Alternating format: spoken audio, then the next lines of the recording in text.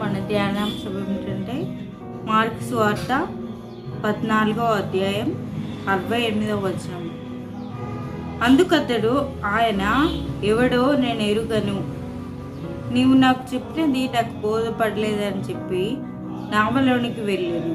అంతటా కోడి కూసును. మరి ఇక్కడ ముందు వెనుక ఏమిటంటే పేతురు అంటున్నాడు, యేసుప్రభు ఎవరో నేను ఎరుగను. అప్పుడే కోడి కూస్తుంది.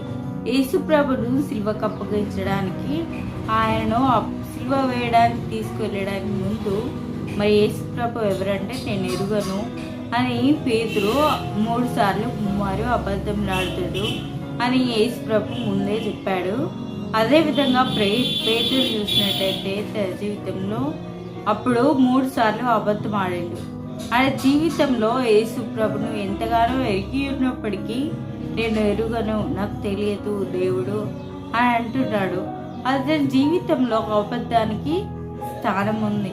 ఎందుకు అబద్ధానికి స్థానం ఉంది అని చూసుకున్నట్లయితే ఈ సువార్తలనే దేవుడు ఒక దగ్గర అంటాడు. ఏమంటే కొందరు లేఖనములను కానీ వాటి శక్తిని కానీ ఎరుగక పొరపడి ఉన్నారు అని.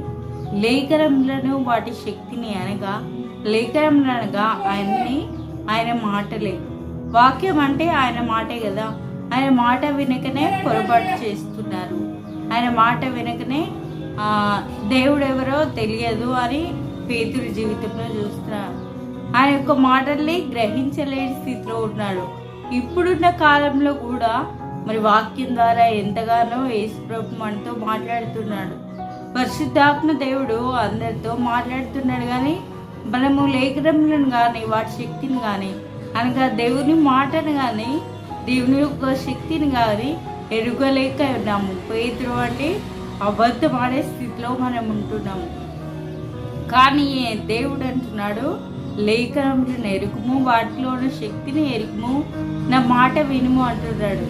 ఉదాహరణకు చూసుకున్నట్టయితే సువార్తలనే తప్పిపోయిన కుమారుని గురించి. మరి కుమారుడు అయితే తప్పిపోతాడు. తండ్రి యొక్క మాటలైనా తండ్రి యొక్క హుందాతనమైన అన్నీ ఎరిగి ఉండి పొరపాటు చేస్తున్నాడు. ఆయన జీవితంలో ఎన్నో అబద్ధాలకు స్థానం ఇచ్చి ఉన్నాడు. తండ్రి గురించి అన్నీ తెలుసు, కానీ తెలిసి తప్పు చేస్తున్నాడు. తెలిసి అబద్ధాలకు స్థానం ఇస్తున్నాడు. కానీ తండ్రి మాత్రం చివరికి చేర్చుకున్నాడు. ఆ కుమారుడు రక్షింపబడ్డాడు. అదేవిధంగా ఇక్కడ పేతురు జీవితంలో కూడా పేతురు తన తప్పును తెలుసుకున్నాడు కాబట్టి మరలా క్రీస్తు సేవలో వాడబడ్డాడు. తలకిందుగా సిలువ వేసుకొని మరణించాడు. మనం ఎంతగానో విరివిగా సేవ చేశాడు. ఆయన మాటలని ఆయన శక్తిని ఎరిగి ఉంటే ఈరోజు వాక్యాన్ని వింటున్న మనకు కూడా ఆయన ఖచ్చితంగా మనల్ని చేసిన ఒకవేళ మనలో తప్పు కానీ లేకపోతే అబద్ధానికి కానీ మనం స్థానం ఇచ్చినట్టయితే ఆ దేవుడు మాకు క్షమించడానికి సిద్ధముగా ఉన్నాడు. తప్పిపోయిన కుమారుని ఏ విధంగా తండ్రి క్షమించి దగ్గరికి తీసుకొని మళ్ళీ కుమారునికి మంచి స్థానం ఇచ్చాడో పేతురు కూడా తిరిగి వాడుకున్నాడు. అదేవిధంగా వాక్యాన్ని వింటున్నా వాక్యాన్ని చెప్తున్న నాకు మనకు కూడా దేవుడు మళ్ళీ తప్పక మనల్ని క్షమిస్తాడు, తిరిగి వాడుకుంటాడు. దేవుడి చిన్న వాక్యం దీవించు.